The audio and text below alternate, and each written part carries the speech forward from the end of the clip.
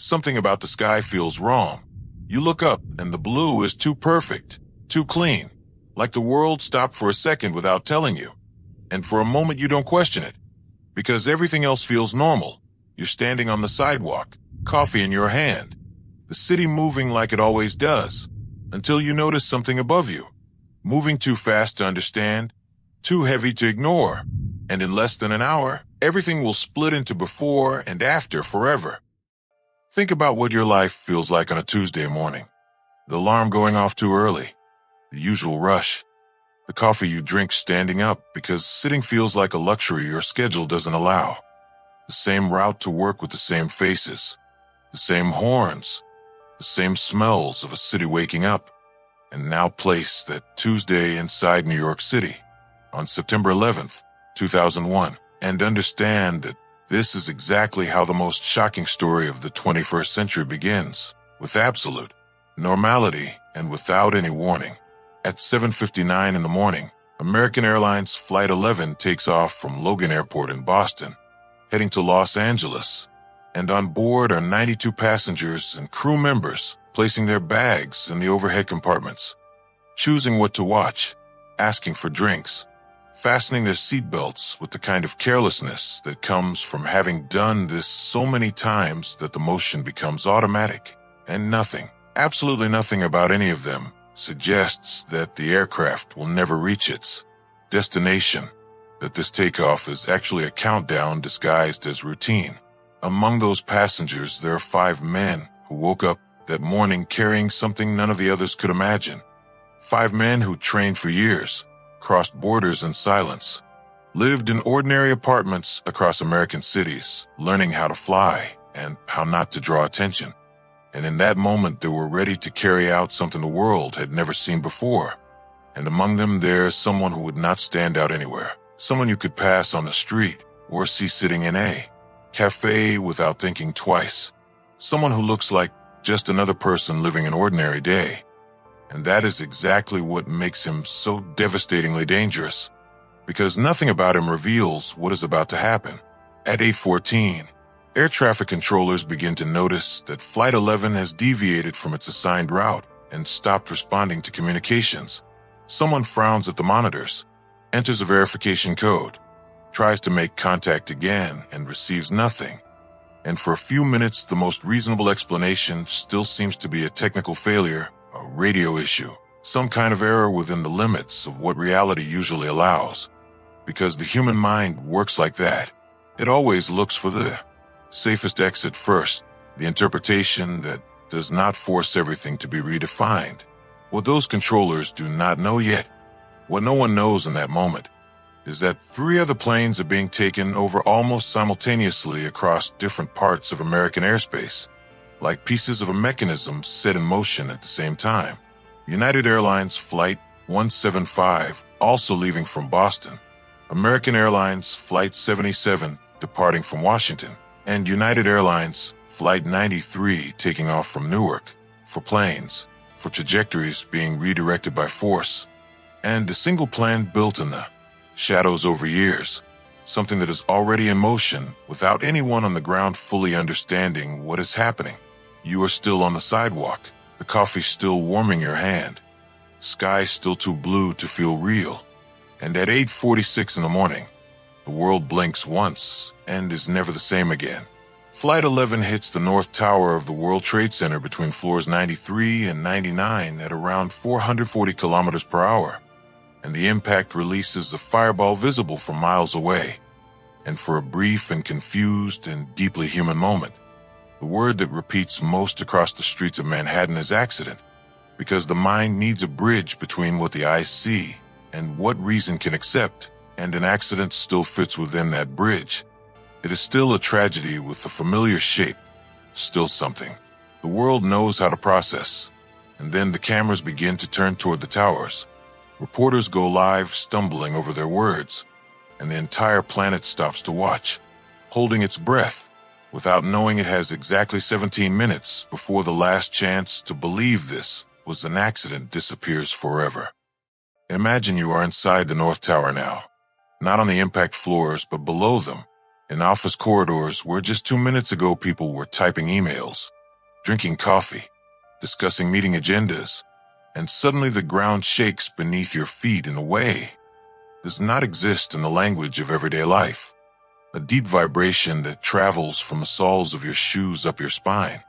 The windows rattle in their frames, the lights flicker above you, and the thick smoke begins to move down the stairwells as if the building itself is breathing out something that should not be there. And you still don't know what happened above you.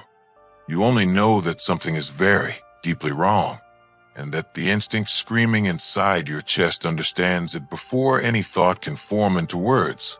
In the hallways, people look at each other with that specific expression of shock that has not yet understood itself. Someone cries without knowing why. Someone laughs nervously because the body doesn't know what response to give. Someone picks up the phone and calls home without having anything concrete to say other than something happened, that everything is fine for now, that they will call again soon, and that soon carries a weight the person speaking cannot yet fully understand, because none of us can truly measure danger while we are still inside it. Firefighters from the New York Fire Department begin to climb the stairs while everyone else is going down.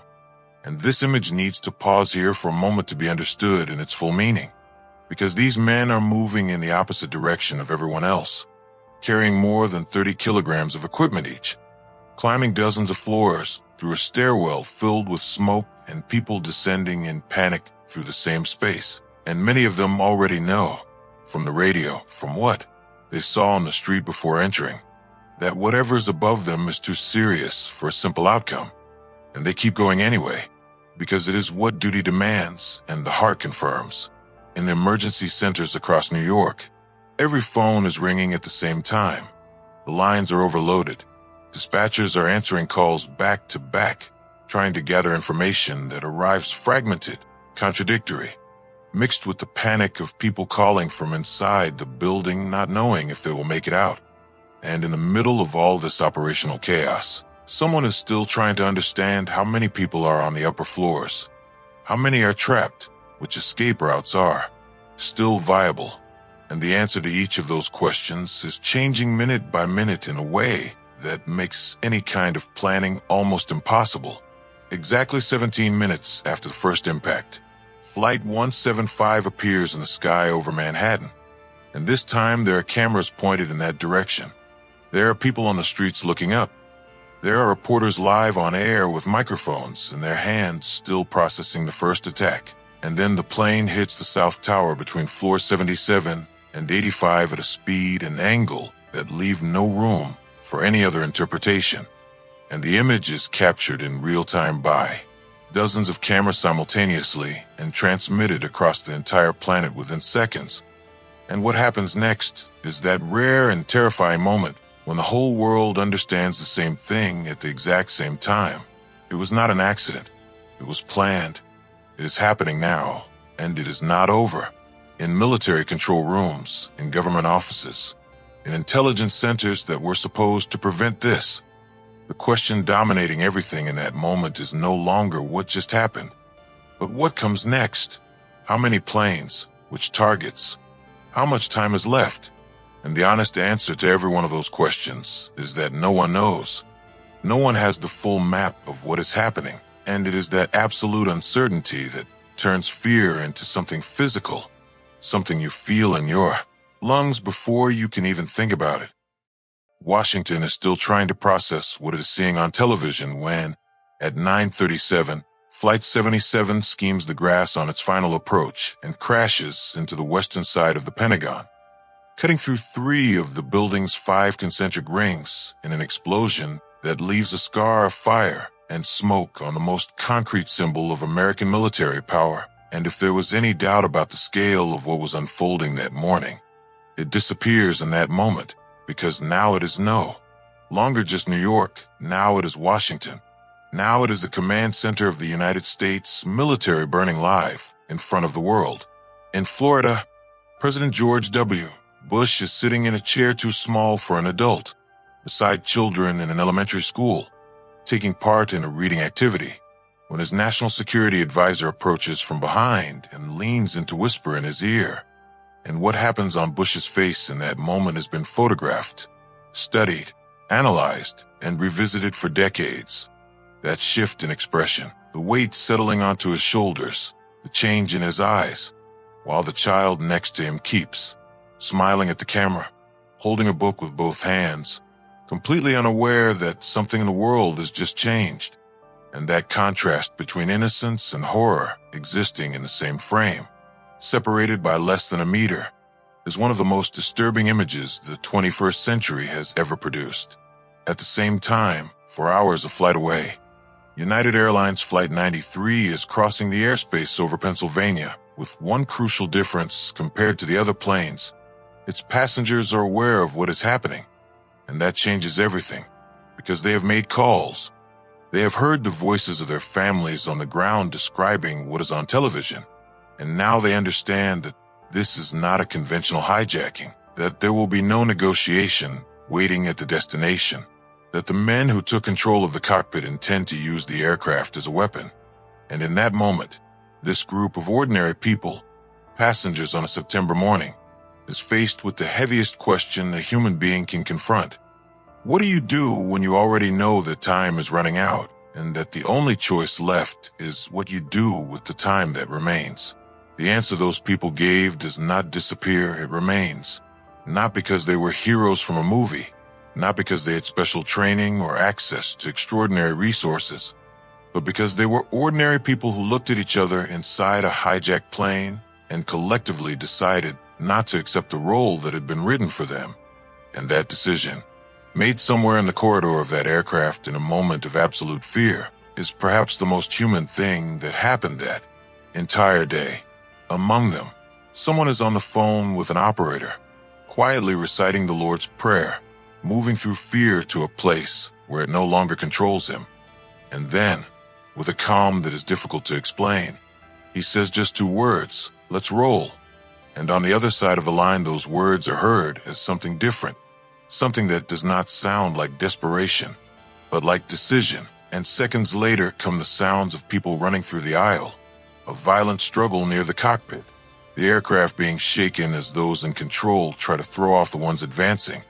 And still they keep going, because there are moments when human will become heavier than any opposing force. At 10:03 in the morning, Flight 93 crashes into an open field in Shanksville, Pennsylvania, just 20 minutes of flight from the United States Capitol, which was the intended target of that plane. And in the silence that follows the impact, there are no survivors. But the Capitol remains standing, and maybe, just maybe, hundreds or even thousands of lives were saved because a group of ordinary people refused to accept the ending that had been imposed on them. At 9:59 in the morning, the South Tower collapses.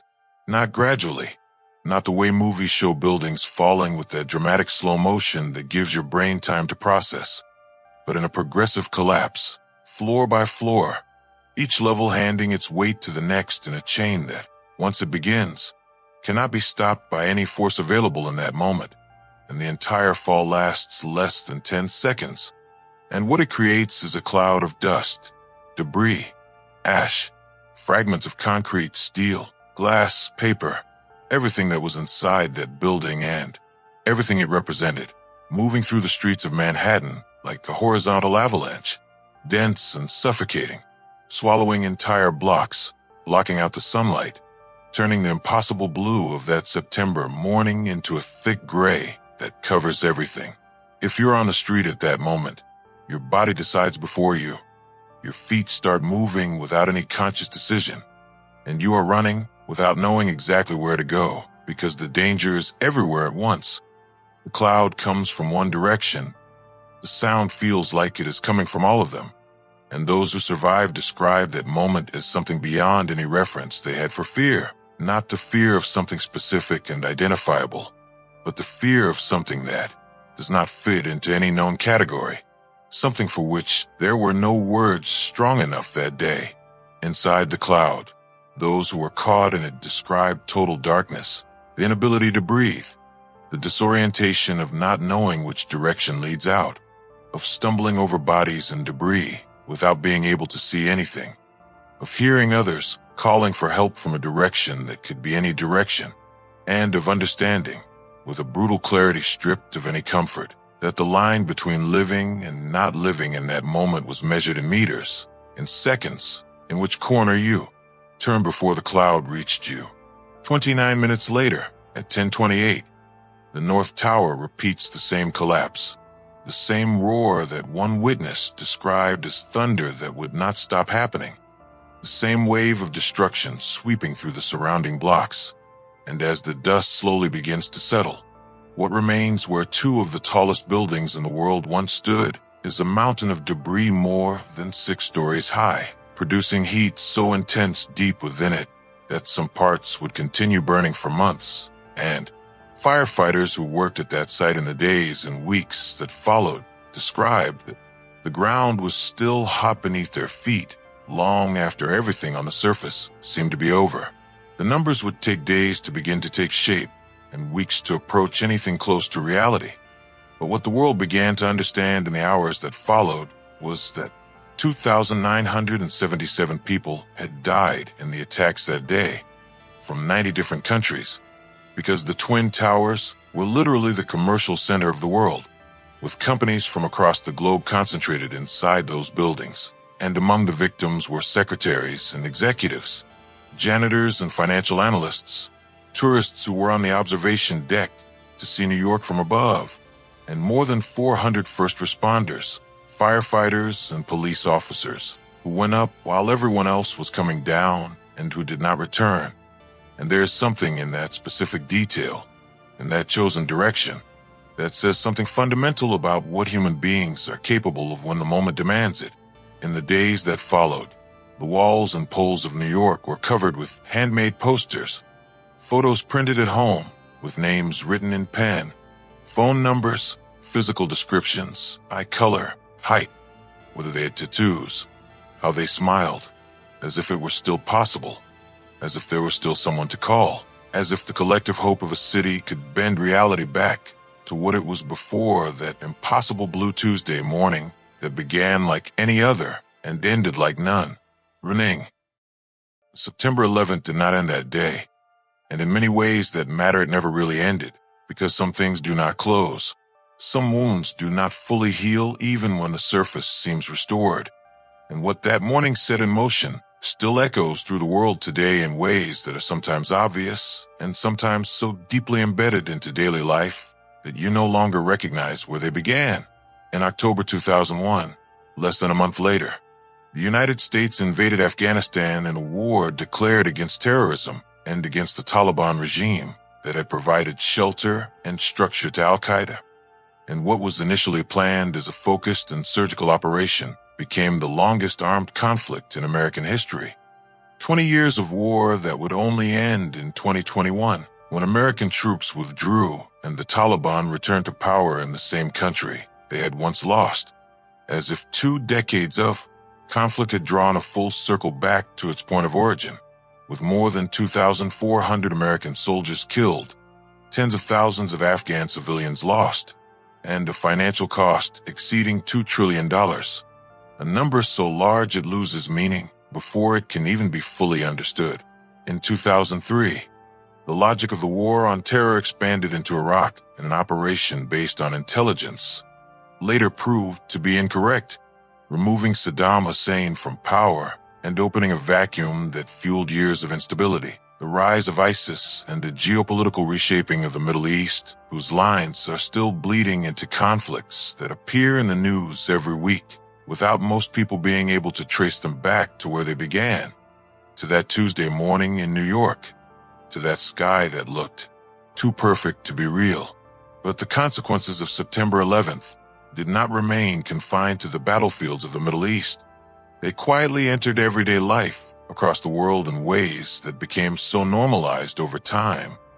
They now feel like they have always existed, and that ritual you follow at the airport before boarding, taking off your shoes, separating liquids into small containers, placing them in a clear bag, standing still with your arms raised inside a body scanner while someone you have never met studies your silhouette on a screen, All of that is a direct inheritance from that morning, a daily manifestation of a fear the world learned in September 2001 and decided it would never fully let go of.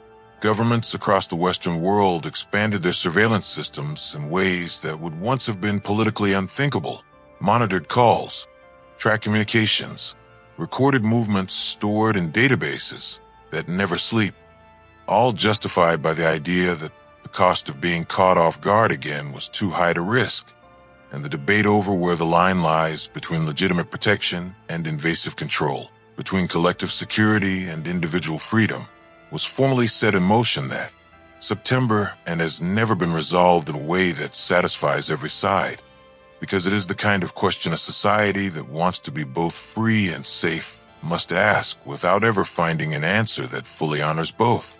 Osama bin Laden remained on the run for nearly a decade after the attacks, moving between Afghanistan and Pakistan, releasing occasional videos, sending messages through intermediaries, continuing to exist as a symbol while the most extensive and expensive intelligence operation in history searched for him. And in May 2011, U.S. Special Forces found him in a two-story compound in Abbottabad, Pakistan, less than a kilometer from a military academy. And in under 40 minutes of a nighttime, operation observed live from Washington by President Barack Obama, bin Laden was dead, and Obama announced it to the world in a live broadcast that sent crowds into the streets of American cities in a mix of relief, delayed closure, and something harder to name, because his death did not undo anything, did not bring anyone back, did not remove a single poster from the walls of New York, did not lessen the weight of a single name engraved in bronze. Today, where the towers once stood, there's the National September 11th Memorial, two massive reflecting pools built exactly within the footprints of the original buildings, with the names of all 2,977 victims engraved along the bronze edges that surround them. And at the center of each pool, water falls endlessly into a dark void with no visible bottom from any angle, a deliberate design meant to represent what words cannot fully capture: absence, a loss that does not close, space a person leaves behind when they are taken in a way that should never have happened, a space that remains forever, no matter how much time passes, no matter how many seasons move around those pools. September 11th was the kind of event that splits human time into two distinct parts and turns two simple numbers, 11 and September, into something that will forever carry the weight of everything that was lost within them. And every time you pass through an airport and raise your arms inside a scanner, or see a sky that looks too blue to be real on an autumn morning, or hear those two numbers spoken together, something inside you already knows what comes next before the information fully reaches your awareness, because some things do not stay only in memory. They stay in your skin. They stay in the air. They stay in the way the world learned to look at the sky after that September and never looked at it the same way again, as if the perfect blue of that morning stopped being just a color and became a quiet and permanent reminder of how everything can change in less than 2 hours on a Tuesday when no one was expecting anything.